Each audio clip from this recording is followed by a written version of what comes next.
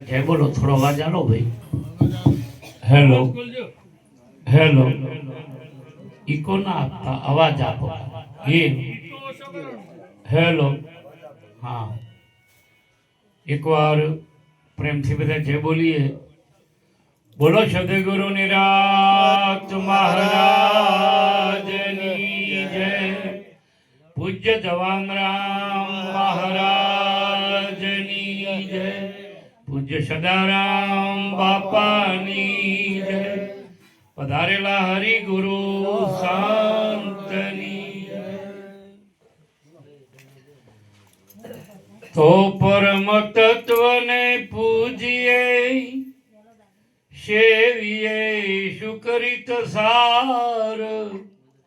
સાર સ્વરૂપે સદગુરુ વંદિયે વારંવાર.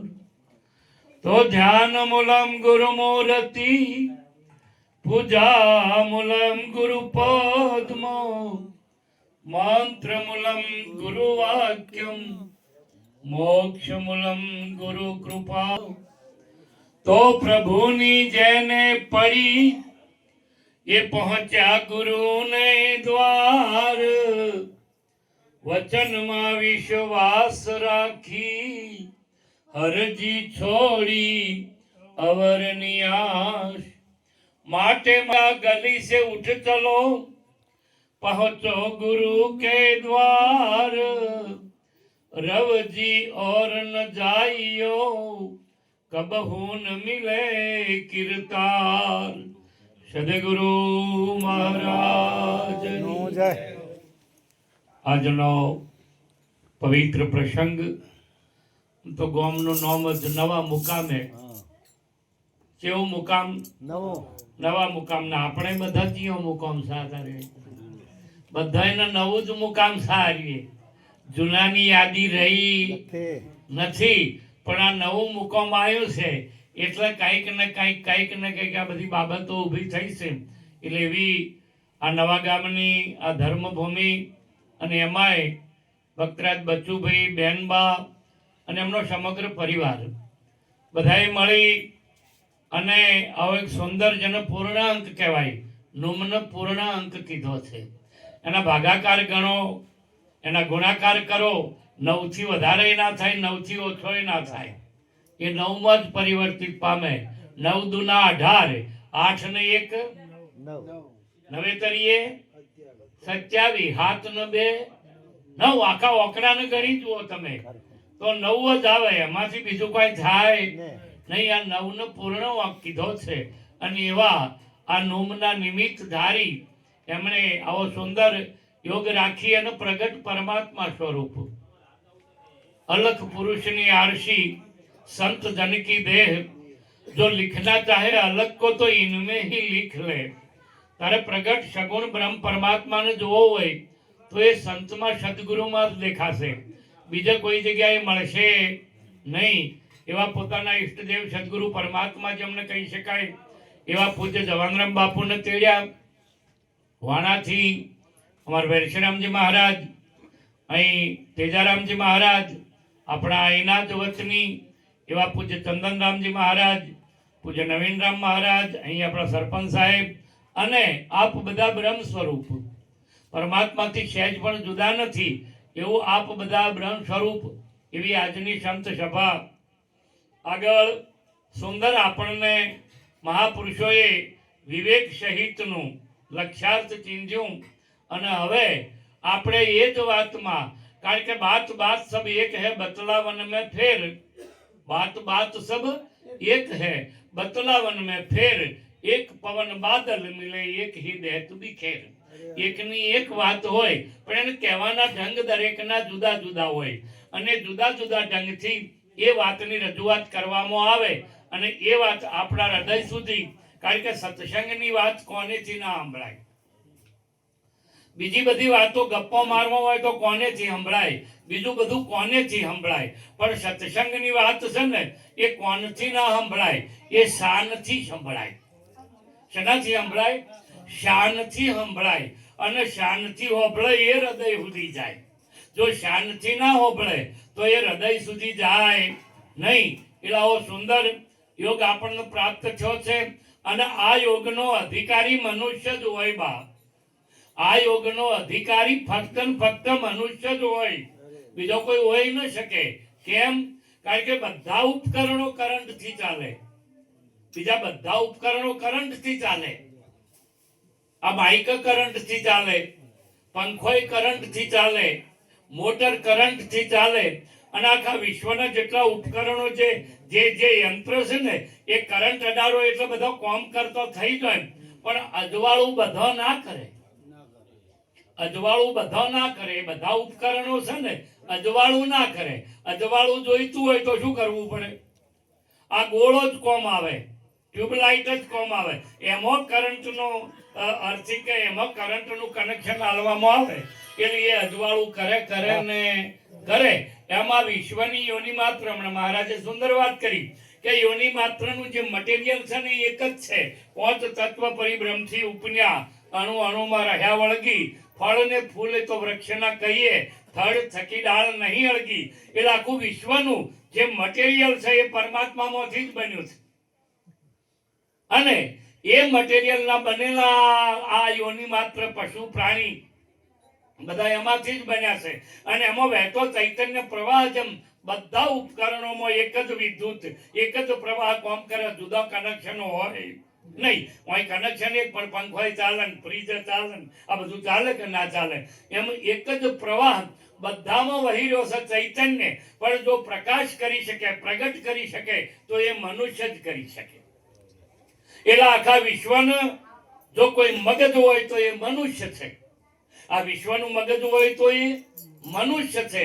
કારણ કે આ વિવેક ફક્ત મનુષ્યમાં જ આવે, બીજા કોઈ પ્રાણી માત્રમાં. એમને શરીર છે, કોણ છે, આ બધું એમને મળ્યું છે. પણ આમ 2 લાખ રૂપિયાની ભેંસ લાઈન હોય બોધો તો એને સત્સંગમાં ખબર પડે? ના પડે. મટીરિયલ એનું એ છે, પ્રવાહ એનો એ છે, ચૈતન્ય એનો એ છે, પણ એના સત્સંગની ખબર પડે નહીં. કારણ કે એ શક્તિ એનામાં નથી. એ પ્રગટ, એ પાત્ર પ્રગટ થયું એટલે શક્તિ એની પૂરી થઈ ગઈ. આ એક મનુષ્ય જેવું છે કે એ સ્વતંત્ર છે અને શક્તિમાન છે. સ્વતંત્ર છે અને શક્તિમાન. આગળ મહારાજે સુંદર વાત કરી, પણ હું એક વાત થોડી કરીને પછી આપણે એ વિષયને લઈએ કે એક વખત પરમાત્માને પૂછવામાં આવ્યું, પરમાત્માને પૂછ્યું કે કોઈ પણ મટીરિયલ બનાવવું હોય તો કોઈ પણ વસ્તુને બનાવવી હોય તો એનું મટીરિયલ જોઈએ. આ પેટી બનાવવી હોય તો લાકડું જોઈએ, ઢોલક બનાવવું હોય તો લાકડું, ચામડાની પડી, આ બધું જોઈએ. આ બધા મટીરિયલ જોઈએ, એમાંથી આ પદાર્થ બધું બને. માઇક બનાવવું હોય તો લોખંડ જોઈએ, એ પણ પદાર્થ છે. આ બધા આખા બ્રહ્માંડમાં જેટલા મટીરિયલ બન્યા, જે પદાર્થ બન્યા એનું મટીરિયલ જોઈએ. જે દાગીના બન્યા એનું મટીરિયલ જોઈએ. પણ તમે આ બ્રહ્માંડ બનાવ્યું એ કયા મટીરિયલથી બનાવ્યું? આ બ્રહ્માંડ કયા મટીરિયલથી બન્યું? આ વાત વિચારવાની આવે કે ના આવે? આ પ્રશ્ન પરમાત્માને કર્યો છે કે તમે આ મટીરિયલ કયા મટીરિયલમાંથી આ બ્રહ્માંડને પેદા કર્યું? બ્રહ્માંડમાં બીજા બધા મટીરિયલ આવ્યા, પણ બ્રહ્માંડ જ શેમાંથી પેદા છે? ભગવાને ઈશારો કર્યો, બહુ સુંદર ઈશારો કર્યો. અને હું અમારા હરજીવન મહારાજ બોલ્યા કે ઈચ્છા સહિત ઉત્પન્ન થયો આ ત્રિગુણનો તાનો, બોજા સગળા ઘાટ મહી માયાનો વાણો, સત્ય રૂપે શિવ સર્વેમાં સરભર ભર્યો, અર્થ જોતો એ જ અનાદિ ઈશ્વર ઠર્યો, અવિદ્યાને વસ્તતો આવા ગમનનો રણિયો, તેને સૃષ્ટિમાંય જીવ તરીકે ગણ્યો, ભોગી થઈને ભટક્યો, અરજી ચારું ખાણ્યો. આ ઈચ્છા સહિત ઉત્પન્ન થયો ત્રિગુણનો તાનો કે મારી ઈચ્છાએ કરી અને આ બધું મેં પ્રગટ કર્યું. અને શ્રીમદ ભાગવતમાં ભગવાન કૃષ્ણએ એ જ વાત કરી છે કે એ પાર્થ, એક ક્ષણ માત્રમાં મારી ઈચ્છાથી આ વિશ્વની હું ઉત્પત્તિ કરું, ક્ષણ માત્રમાં એનો લયકરણ કરી નાખું. પણ કે પછી મને એમ થયું કે હવે ઈચ્છા તો મને શોભે નહીં, ઈચ્છા પરમાત્માને શોભે નહીં. કારણ કે ઈચ્છા સારી પણ હોય, ખરાબ પણ હોય, આ બધી ઈચ્છાઓના અનંત રૂપ હોય. તો કે પછી મેં જોયું કે ઈચ્છા મારે કોને આપવી, આ ઈચ્છાને મારે ક્યાં મૂકવી? એટલે એ વિચાર આવતા મેં બધી બાજુ નજર કરી તો મને ખબર પડી કે આ ઈચ્છાને જો અમલ કરી શકે એવું કોઈ પાત્ર હોય તો ફક્ત મનુષ્ય છે. આ ઈચ્છા પ્રમાણે કોઈ વર્તી શકે, ઈચ્છાને કોઈ પચાવી શકે, ઈચ્છાને કોઈ નિભાવી શકે તો એ મનુષ્ય છે. એટલે ઈચ્છા માત્ર એમણે કના આપી દીધી? મનુષ્યને આપી દીધી. હવે તમે નક્કી કરો, બોલો તમારા બધા કામ શેનાથી થાય છે? સરપંચ સાહેબ બોલો, ઈચ્છા હોય તો કે આ હારું એ કરવું છે એ શું છે? ઈચ્છા છે કે તમે નક્કી કરો. આ મનુષ્ય માત્ર ઈચ્છા વર્તીના આધીન છે. શેના આધીન છે? ઈચ્છા ને. જન્મ્યા તારે કોઈ હતા જ નહીં. જન્મ્યા તારે કોઈ હતા જ નહીં. કોઈ નહીં, કોઈ વાંધો નહીં. જન્મ્યા પછી એને ઈચ્છા થઈ કે મારે ડોક્ટર બનવું છે તો ડોક્ટર બન્યો. જન્મ્યા પછી ઈચ્છા થઈ મારે એન્જિનિયર બનવું છે તો એન્જિનિયર બન્યો. જન્મ્યા પછી એને ઈચ્છા થઈ સંત બનવું છે તો સંત બન્યો. અને જન્મ્યા પછી ઈચ્છા થઈ ડાકુ બનવું છે તો ડાકુ બન્યો. અને જન્મ્યા પછી જ ઈચ્છા થઈ, જન્મ્યો ત્યારે કોઈ હતું નહીં, પછી ઈચ્છા થઈ પોટલી મારવી છે તો. જય ગુરુ મહારાજ. આ બધું ઈચ્છાઓના આધીન છે. અને એ ઈચ્છાઓ ફક્ત ને ફક્ત અમલ મનુષ્ય કરી શકે. તમારી શક્તિને ઉજાગર કરો. તમે જુઓ તો ખરા કે આ તમારામાં કેવી શક્તિ પડી છે, આપણામાં કેવી શક્તિ. પશુ માત્રમાં ઈચ્છાઓ હોય તો બોલો ગાય કે ભેંસને તમે દોઈ શકો? એ દોવા દી તમને કે એના બચ્ચાને ચાલે? તમે ગમે એટલા પ્રયત્નો કરો ને, આ બાજ ના દી ઢુકડા, કારણ કે શક્તિશાળી છે. તમારે કરતા કેવા છે? શક્તિશાળી છે. આ તમને કહી દઉં, હાથી હોય યોની માત્ર છે ને, એમ જો શક્તિનો તમે પરવાનો કરવા જાઓ ને તો એ બધા શક્તિશાળી છે. પણ ઈચ્છા ના પ્રબળ દાવેદાર તમે છો, એટલે તમે એમને વશ કરી શકો.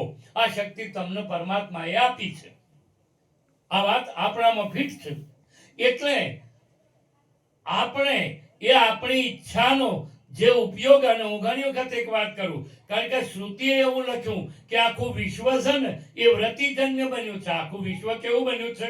વ્રતિજન્ય બન્યું છે. અને એટલે શંકર મહારાજે કીધું, અરે હંસા બ્રહ્મ રૂપ એ ભાળે રે બ્રહ્માંડ માં, એ જેની વહરતી અખંડ બ્રહ્માકાર, દુર્લભ એવા સંત છે.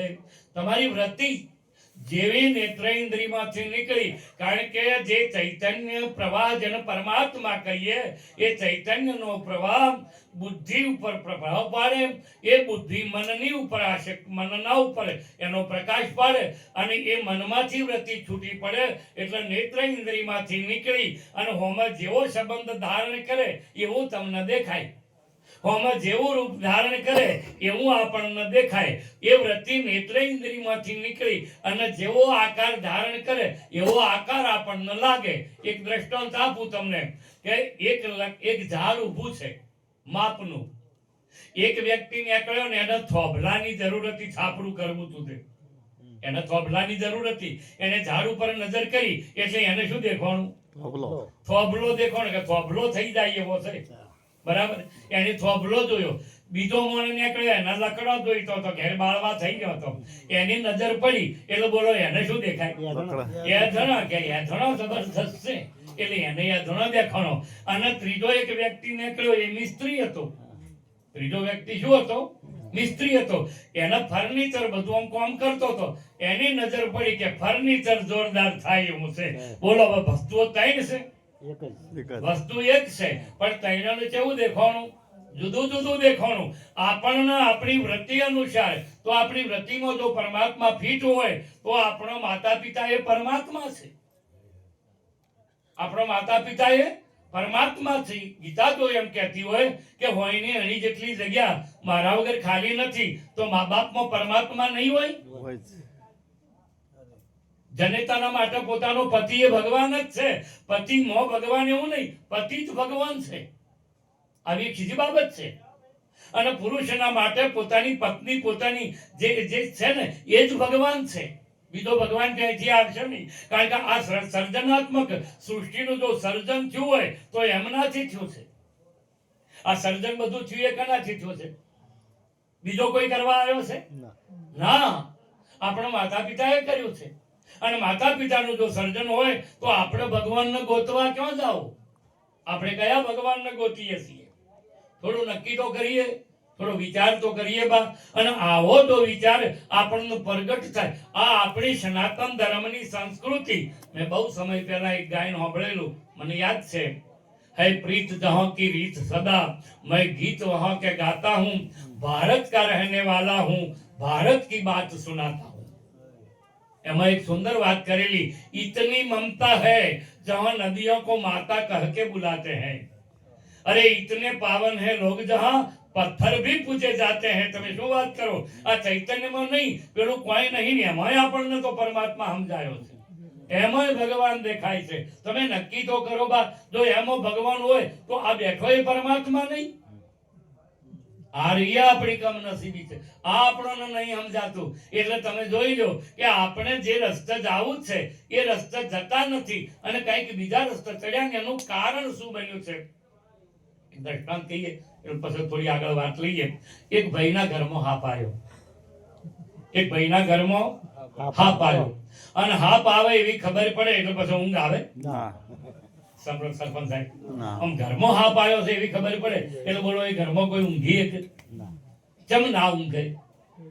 બીક શેની લાગે છે? હા, કારણ કે હાપની કોઈને બીક લાગતી નથી, પણ હાપ કઈડે તો શું થાય? મરી જવરાય. હાપ કઈડે તો મરી જવરાય. એટલે બીક શેની લાગે છે? મરવાની. હવે તારો આમાંથી કોણ જીવવાના છે એ નક્કી કરજો. જય ગુરુ મહારાજ. હા, તો એક સીધી વાત છે, પણ કોઈને એવું નક્કી કર્યું કે લાવો આમાંથી મટાડીએ, આમાંથી બચીએ, આમાંથી બહાર નીકળી જઈએ. આ વાત, અને આ વાત એટલે હવે ઘરમાં હાપ આવ્યો છે એવી ખબર પડી, આમ કને ખબર નહીં? બધાને ખબર. બોલો, બધાને ખબર છે, કારણ કે આ વસ્તુ આવે તો શેમાં આવી છે? આમ 4 મહિનાનું કે 12 મહિનાનું છોકરું હોય, 4 મહિનાનું છોકરું રમતું હોય અને અહીંયાથી હાપ નીકળે તો એ દોડી હેડે? ના, અહીંયાથી વાઘ નીકળે તો એ રાડ્યો પાડે?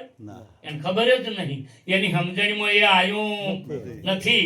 એટલે આ સમજણ રૂપી આ વાત લાવવાની છે શેમાં? માતા તીરથ, પિતા તીરથ, તીરથ જ્યેષ્ઠ બંધવા, વચને વચને ગુરુ તીરથ ઓર તીરથ અભ્યાગતા. કદાચ વિશેષમાં હોય તો આ બેઠો એ પ્રગટ ભગવાન. બીજો લાવજો ચોથી બા, બીજો ક્યાંથી લાવજો? પણ આ બધું આપવું શેમાં જોઈએ? સમજણમાં. એટલે સાહેબે કીધું, કહા હે ચંદા, कहाँ है सूर्य, कहाँ है नवलख तारा हो, धरती आसमान दोनों कहाँ है, कहाँ है सकल पसारा.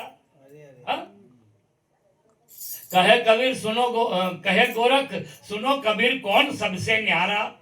એટલે બહુ સુંદર સાહેબે ઈશારો કર્યો ખાલી કે સમજ में सूर्य, समझ में चंदा, समझ में सूर्य, समझ में चंदा, समझ में नवलख तारा हो, धरती आसमान दोनों समझ में और समझ का सकल पसारा हो. कहे कबीर सुनो गोरखा आप सबसे न्यारा हो. આ બધું શેમાં આવી ગયું છે? સમજણમાં. આ બધું શેમાં આવી ગયું છે? સમજણમાં. અને રાખવાનું છે શેમાં? સમજણની વાત છે એ ન્યારી વિરાજી મારા, સમજણની વાત છે ન્યારી. રોગી માણસે એ ચરી ઘણી પાળવીને અનરોગી વસ્તુ ખાય સારી. કર્મ કોંડ વાળા તમે સર્વરોગી જાણજો, અનુભવી વૈદ થકી રોગ ગયો હારી વિરાજી મારા. સમજણની વાત છે ન્યારી. આ સમજણની વાત ન્યારી બા. આ જે નામો આવે મહારાજે બહુ સુંદર ઈશારા કર્યા. તો હવે સાપ ઘરમાં આવ્યો છે એને કાઢવા માટે જે જેનું કાર્ય નથી એને એ કાર્ય ભળાવો તો એમાં મેળ ના આવે. આપણે પરમાત્માને પ્રાપ્ત થવું છે, બુદ્ધિનો વિષય નહીં, અંતઃકરણનો વિષય નહીં, એના દ્વારા પ્રાપ્ત ના થાય. અક્કલ ઊંધી જાય, અમારું ડાપણ ડચકો ખાય, એમાં અક્કલ ઊંધી જાય. આ વડ બીજમાં અવતર્યો આતમ એક જણાય, ડાળે ડાળે થર વિનાના બીજા લાખો વડલા થાય. એ મારી અક્કલ ઊંધી. બોલો, બીજું વડ શેમાંથી ઉગે? બીજમાંથી ડાળામાંથી થાય કે ના થાય? ડાળામાંથી એ થાય બા. અહીંયા આપણી બુદ્ધિ કોમ આવે કે ચમા આવું છું લેબડો વાઈએ તો થાય અને વડ થાય. બુદ્ધિનો વિષય નહીં, છોડી દો. એ પ્રકૃતિનો નિયમ છે ને એના ઉપર છોડો. અને આ સમજણ, આ પ્રાપ્તિ, આ પરમાત્માને પ્રાપ્ત થવા માટે બુદ્ધિ બીજા ઉપાયો કોમ નહીં આવે. એક જ વાત, બીજું કોઈ કરવું નથી, શરણાગત થઈ જાય. અને શરણાગત થઈ જાય. પેલા ભાઈએ કીધું કે તારે એક કામ કરો કે હું બીજા કોઈક ભાઈને બોલાવી લાવજો. કે તમે તારે કોણ છો? કે હું શું તો ભાઈ, પણ એ કામ મારું નથી, મારો વિષય જ નહીં. ઓખનો ડોક્ટર હોય ઓખ તપાસ કરે, પેટનો ડોક્ટર પેટ તપાસ કરે. બાજુમાંથી ભાઈને બોલાયા. અમે અહિંસાવાદી છીએ એટલે અમારે કોઈને મરાય નહીં, એટલે જીવ તો પકડજો. કે નાના જીવ તો પકડું. ગુરુ મહારાજ કદી કોઈ બાદ ના કરાવે, સમજણમાં આલે, પણ કોઈ આઘું પાછું કરે નહીં. એટલે સમજણમાંથી કાઢવા માટે એમણે એ હાપને માટલામાં ઉતારી દીધો. શેમાં ઉતાર્યો? માટલામાં. અને પછી ઉપર બોધી દીધું કપડું. ઉપર બોધ્યું કપડું. અમુક જ્ઞાન તો બધાથી મળે બા, જ્ઞાન બધાથી મળે. આપણને લેતા આવડે તો અક્ષરે અક્ષરે આત્મબોધ, અને જો સમજાય તો ટળે વિરુદ્ધ. આપણા વડવાઓએ જે જે વ્યવહાર કર્યા ને એમાં જ્ઞાન જ પીરસ્યું હતું. જો મેળાવે તો આપણે જોન લઈને જઈએ એટલે પહેલા 2 માટલો હાલતા. હવે તો શીખર હાલે કે ના હાલે, પણ અમારી બાજુ પહેલા 2 માટલો હાલતા. એક બોધેલા મૂઢાનું હોય. કેવું હોય? બોધેલા મૂઢાનું. શું કહેવાય એને? જય ગુરુ. હા, આ વડવાઓને ખબર છે, મોટિયાનું તો હોય કે ના હોય. એને શું કહેવાય? મા માટલું. બોધેલા મૂઢા વાળું મા માટલું. અને બેઠો એ માટલા ચિયા છે તારે બધા? આ બધા મા માટલા છે કે બીજા કોઈ નથી? આ બધા મા માટલા છે. હવે શેમાડીઓ કરવા હોય તો નાહે કોણ પાડે બા? ઉઘાડા મૂઢા વાળું કેટલી કરી હોય શેમાડે? એટલે એને શેમાડ્યું કહેવાય. એટલે પેલો માથે કપડું બાંધી એને પકડવાનો એક ગાળિયો કર્યો. અને પછી કે લાવો તારો વનો વગડામ છોડી દઉં. અને હું ગુરુ મહારાજે કરુણા કરી અધિકાર ભેદે, કારણ કે અધિકાર વગરની ઉત્તમ વસ્તુ મળે તદપી અર્થ ના સરે. મચ્છ ભોગી બગલા મુક્તા ફળ દેખીને ચંચુ ના ભરે. જો સીધે સીધું એમ કી કે તમે અમર છો, અજર છો, અને તમારાથી બીજો કોઈ છે નહીં, તો આપણો કક્ષા નહીં. અર્જુનનો મેળો નતો આવ્યો ને આપણે શાનો આવે?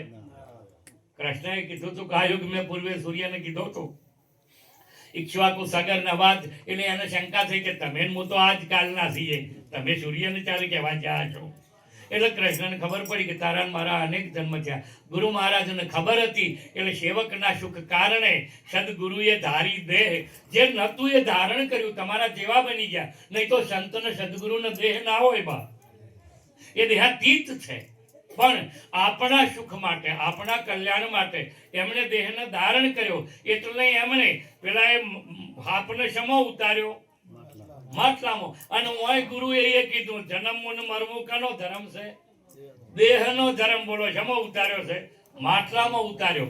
અને પછી ગાળિયો કર્યો. અને આ લઈને કે લાવો જંગલમાં મૂકી દઉં. એટલે જંગલમાં મૂકવા હેડ્યો. અને જંગલમાં જઈને થોડોક લાવો વિહોમો ખાવું, આરામ કરવા બેઠો. એટલે હોમે ઝાડ ઉપર ઓદરો બેઠો હતો. હોમે ઝાડ ઉપર ઓદરો બેઠો હતો. એને શું કે હોમો કંઈક ખાવાનું છે. એટલે સીધો ઉતર્યો અને આવી અને પેલું માટલું પકડ્યું બે હાથે. પણ કોઈ બે હાથે પકડીને તો ઝાડ ઉપર શી રીતે ચડાય? એટલે પેલો ગાળિયો હતો એ સીધો ક્યાં પહેર્યો? આમ ગળામાં. હવે ગળામાં ગાળિયો પહેરી અને આવ્યો એ ઝાડ ઉપર ચડી ગયો. અને આમ એકલા ઓદર જ પહેર્યો કે બધાને ગાળિયા જ પહેર્યા? જે ના પહેર્યા હોય એના. તમે બધા જ્ઞાની છો, સમજુ છો અને ગુરુમુખી છો.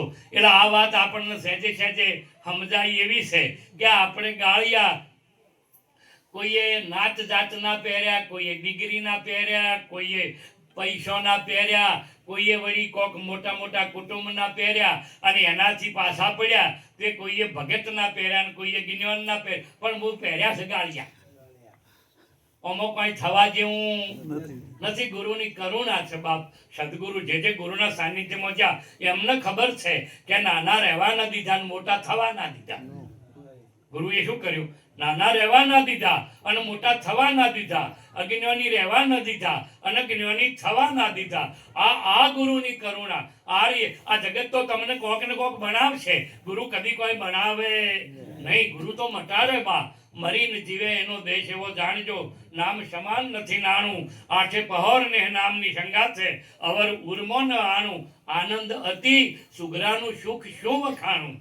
એટલે એમણે પેલો ગાળીઓ ગળામાં પહેરેલો છે ટોચ ઉપર બેઠો અને પસંદ થઈને આમ કપડું ફાડ્યું અને કપડું ફાડ્યું એટલે મોય શું હતો હાફ આમ ફૂંફાડો મારીને બેઠો છો પેલો આમ પાછો પડે ને પેલો નેચે બેઠો એના હમતા કે જો દશા લાવી છે હવે બોલો એને લાવી છે કે એની હાથે લીધી છે પણ તાકે છે કે ના હમે આમ સાચું બોલજો આ તો હવના અનુભવ છે હવે પેલો નેચે બેઠો બેઠો કે શું કરે કારણ કે ભાષા તો સમજતો નતો એનો ઈશારો કર્યો આ ગાળીઓ કાઢીનો છે અને ગુરુ મહારાજે બીજું કઈ કીધું છે ગાળિયા કાઢીનો છે જે પહેર્યા હોય જેના પહેર્યા હોય હમણાં આગળ વાત કરી કોઈ વિષયના પહેર્યા હોય કોઈ વ્યસનના પહેર્યા હોય અરે કોઈ પણ ના ગાળિયા પહેર્યા હોય આ શરીર એ ગાળિયો જ છે આ શરીર એ પણ એક ગાળિયો છે નહીં પણ ગાળો પહેરાઈ ગયો છે નહીં ગાળો પહેરાઈ ગયો છે હોય તો આગુ પાછું થાય નહીં પણ આપણી દ્રષ્ટિનો ભેદ છે એના ભાવે કરી અને આપણને ઊભું છું છે આ ભેદને એટલે પેલા કે આમ કાઢી નો છે પેલો દોડતો કરે કે જો ભગત કરવાની આખરી પડ્યા છે જેવા દોડતો કરે મેળા હવે એવો છે ના વાતને સ્વીકારો સંતનું વાક્ય શિલાલેખ અને જ્યારે જ્યારે જો સંતની પધરામણી થઈ અરે સંત પરુણલા જે ઘેર આવે બોલો સંત